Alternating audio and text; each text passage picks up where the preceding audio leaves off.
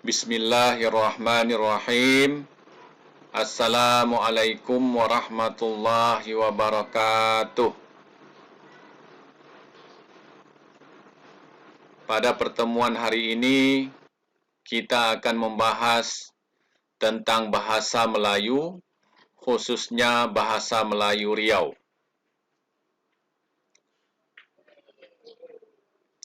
Sebelum kita membahas tentang bahasa Melayu, marilah kita bermunajat kepada Allah Subhanahu wa taala. Berdoa mulai.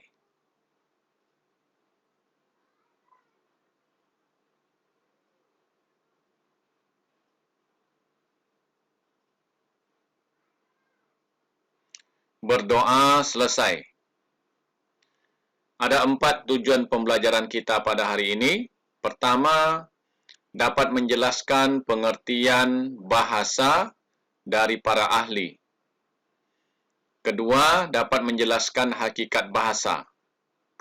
Ketiga, dapat menyimpulkan pengertian bahasa berdasarkan pendapat ahli. Dan keempat, menyusun pengertian bahasa menurut pendapatnya sendiri.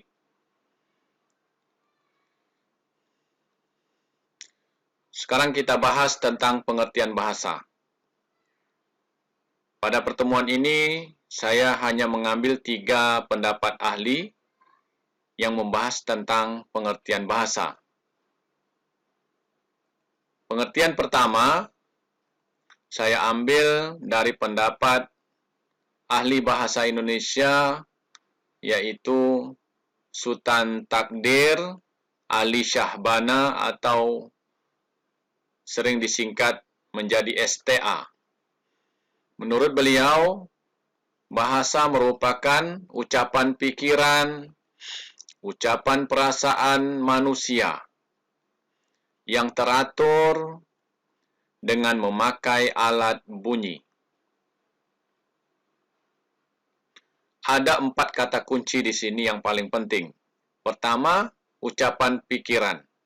Ini bermakna bahwa pusat pertama bahasa itu berasal dari pikiran. Yang kedua, perasaan. Ucapan perasaan bahwa bahasa itu juga berpusat pada hati atau perasaan manusia. Yang ketiga, bahwa bahasa itu teratur. Dia mempunyai pola-pola tersendiri secara sistematis. Dan poin yang keempat, bahwa bahasa itu muncul dari alat bunyi atau artikulator.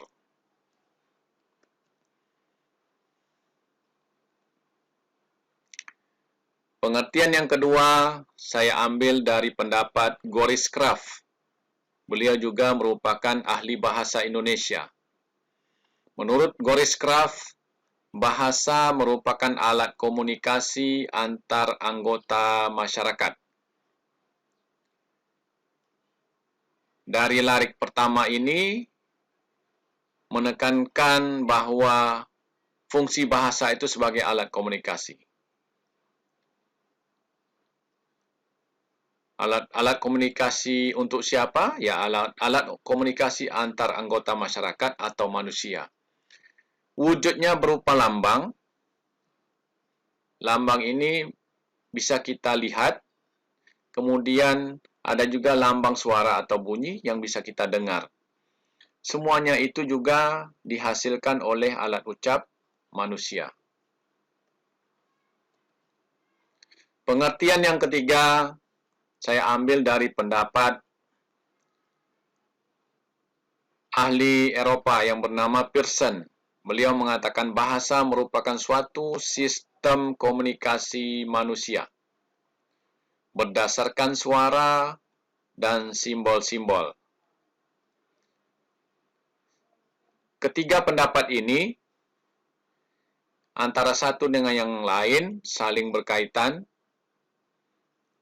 saling menyokong, dan memiliki kesamaan-kesamaan.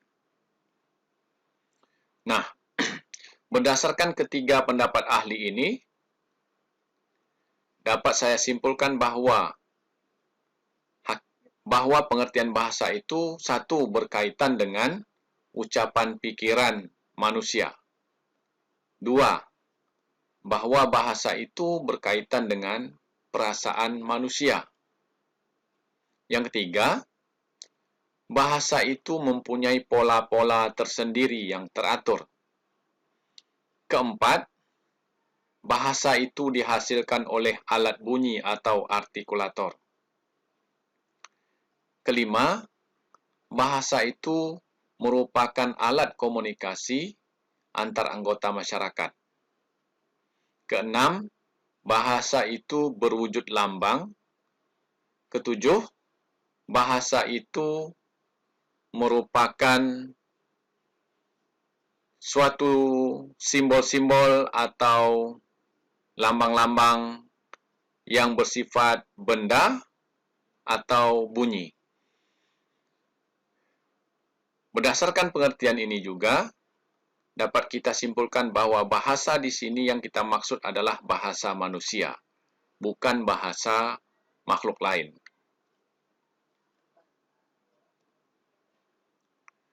Baiklah, pembahasan kita selanjutnya mengenai hakikat bahasa. Secara hakiki, bahasa itu mempunyai beberapa makna, beberapa intisarinya. Ahli bahasa Indonesia yang bernama Hari Murti Krida Laksana mengatakan ada 13 hakikat bahasa. Mari kita bahas satu persatu. Yang pertama, bahasa itu adalah sistem. Ada dua pengertian di sini. Pertama, bahasa itu merupakan sistematis. Dia bersifat terpola, teratur.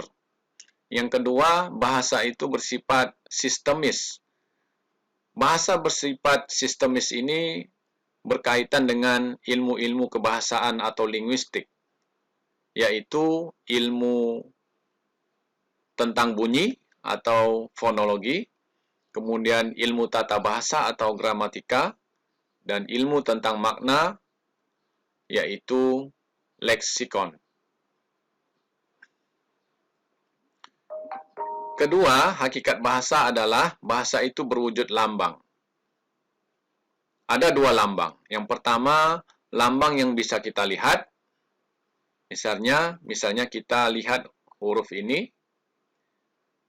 Ini huruf lambangnya sebagai huruf. Kemudian ada juga berwujud lambang bunyi. Bahwa bahasa itu berwujud bunyi. Ketika kita bertemu dengan lambang huruf ini, maka kita akan mengucapkan bunyinya A. Selanjutnya, bahasa itu bersifat arbitrer. Arbitrer di sini maknanya adalah mana suka. Bahwa bahasa itu tidak ada hubungan antara lambang dengan bunyi. Tidak ada hubungan atau kaitan antara lambang dengan bunyi. Jadi dia tidak bersifat statis, tetapi mempunyai aturan tersendiri. Dalam bahasa Indonesia atau bahasa Melayu, lambang huruf ini disebut dengan atau diucapkan dengan bunyi A. Tetapi dalam bahasa Inggris, lambang huruf ini diucapkan dengan bunyi E. Begitulah juga dengan bahasa-bahasa yang lain. Itu sebagai contoh yang sederhana. Berikutnya, bahwa bahasa itu bermakna.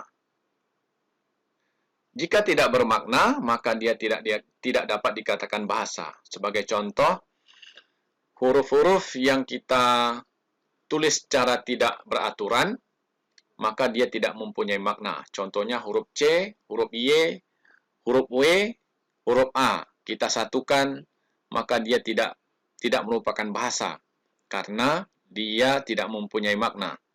Tetapi huruf S, huruf A, huruf Y, huruf A, dia merupakan bahasa karena penggabungan huruf-huruf tersebut akan membentuk kata saya yang mempunyai makna.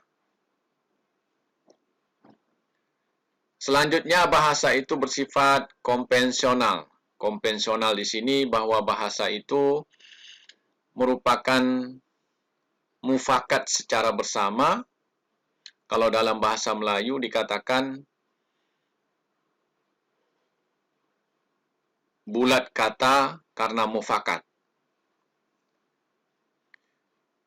Nah, dalam bahasa apapun, mereka mempunyai konvensi tersendiri tentang bahasa.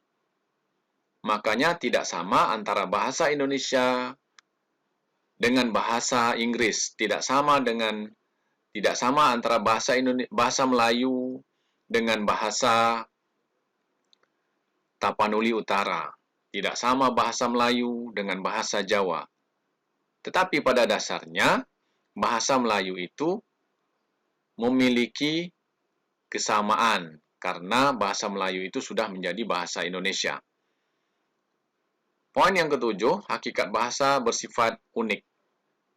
Unik di sini antara satu bahasa dengan bahasa yang lain, walaupun mempunyai persamaan, tetapi dia tetap berbeda. Dia tetap mempunyai ciri-ciri tersendiri yang merupakan kekhasan suatu bangsa tersebut. Selanjutnya, hakikat bahasa yang kedelapan, yaitu bersifat universal. Bersifat menyeluruh.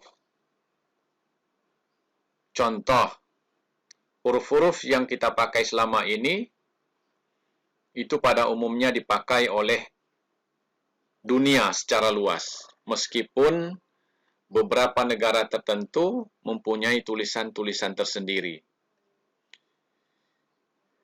Namun secara universal, kita mengenal bahasa itu, abjad atau alfabet bahasa itu mulai dari huruf A sampai huruf Z.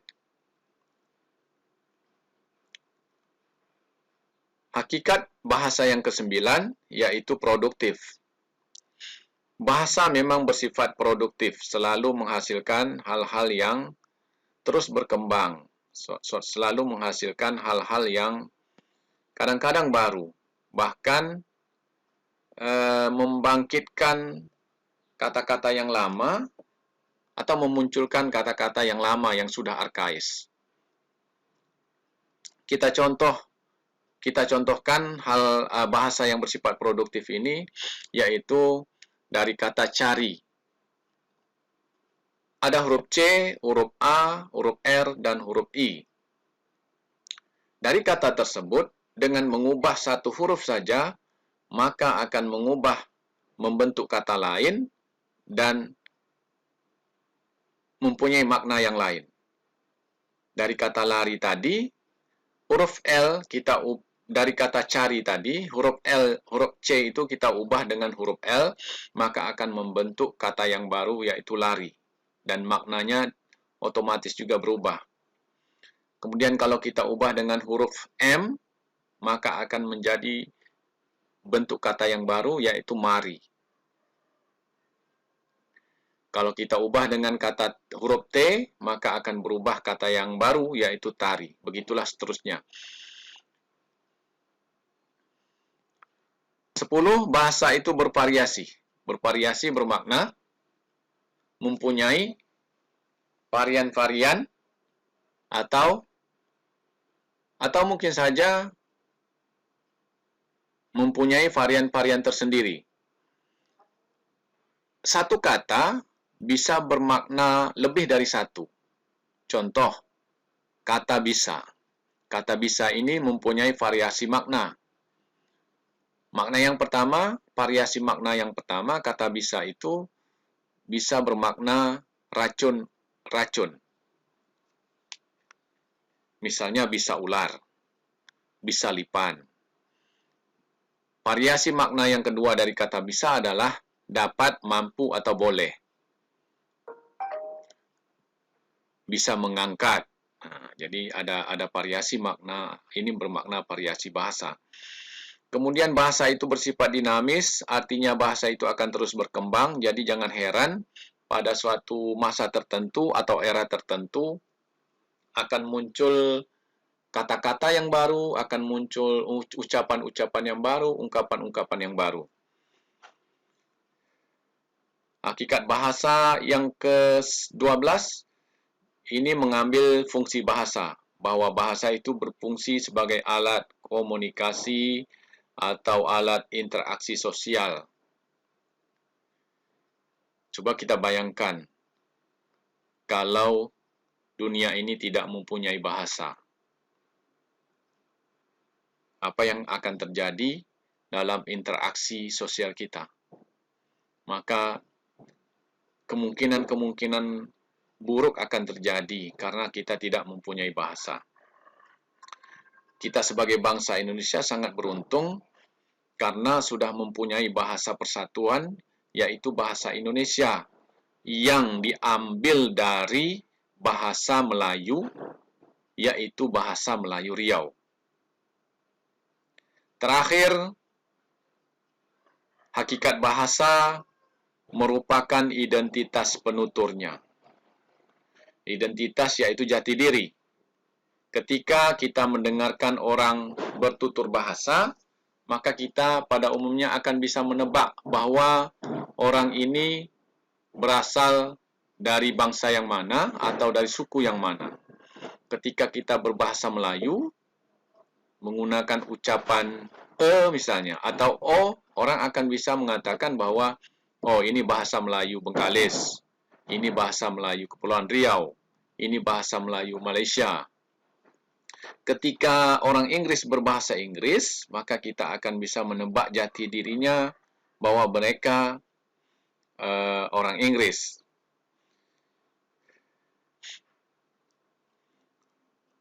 Identitas ini juga bisa kita identifikasi melalui cara mereka mengucapkan kata-kata atau cara mereka mengucapkan bahasa tersebut.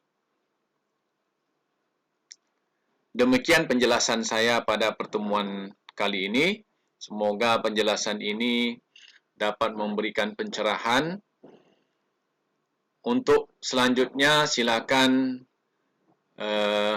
penjelasan mengenai hakikat bahasa terus dikembangkan, dipahami secara bersama, dipahami secara mendalam, agar ini menjadi suatu ilmu bagi kita semua. Demikian, semoga ini bermanfaat. Assalamualaikum warahmatullahi wabarakatuh. Alhamdulillahirabbil alamin.